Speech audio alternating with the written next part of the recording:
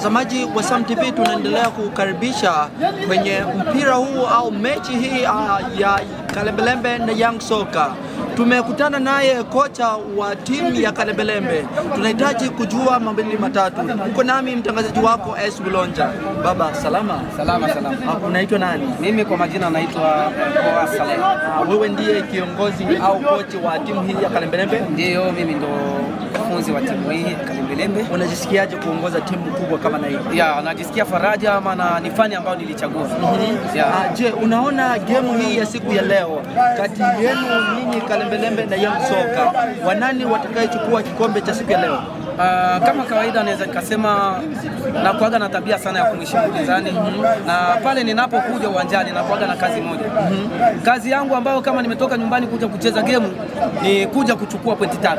Wadadisi wa mpira wanaendelea kusema ya kwamba waliye na possession kubwa wa mpira au kupiga pasi na mengine ni timu ya Young Soka. Je, unaona timu yako namna gani? Ya, najua kuwa na possession ya ball kwenye mpira ni mambo ya kawaida, lakini ninachokitafuta mimi ni kuwin game. Nikisha win game, basi hicho cha possession ni makosa madogo ambao nikirudi kwenye kipindi cha pili nitarekebisha. Tunajua ya kwamba mmepiga bao la kwanza. Je, wakikamata bao la kwanza na wao na kuingiza mengine, je, mambo yatakuwa namna gani? Utachukua kikombe?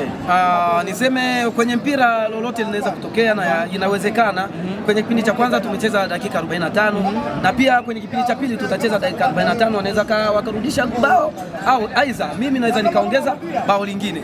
Yote inawezekana kwenye mpira, nikaongeza na lingine, maana timu hii unayoiona hapa tunacheza sana kipindi cha dakika 10 za mwanzo tunatafuta magoli, na dakika 10 kipindi cha pili za mwisho tunatafuta magoli. So wakipata muda wa kurudisha, uwezekano wa kuongeza ni nao. Kuna mchezaji ambao watazamaji walikuwa wakimsubiria au walikuwa wakijitumainia kwamba atacheza, ambaye walio wengi wanamjua kwa jina la mtaalamu. Kwa nini hajacheza? Kwenye kikosi changu hayo ndio mapungufu ambayo nimepata. Kuna baadhi ya wachezaji wana injuries, kwa hiyo sikuweza sana kuandaa kwenye game hii, maana hii timu imesheheni vipaji vya wachezaji wengi sana, yaani kwenye nafasi yake wapo wengine tutaziba. Asante sana. Je, timu hii ya Kalembelembe ina wakocha wangapi? Timu yetu hii ina makocha wa 3. Na wewe unatumika kama kocha wa upande gani?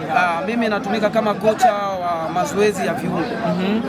Tunaye kocha ambaye anaitwa ni kocha wa technique, na kocha mwingine ambaye anahusika na physical ya magoli.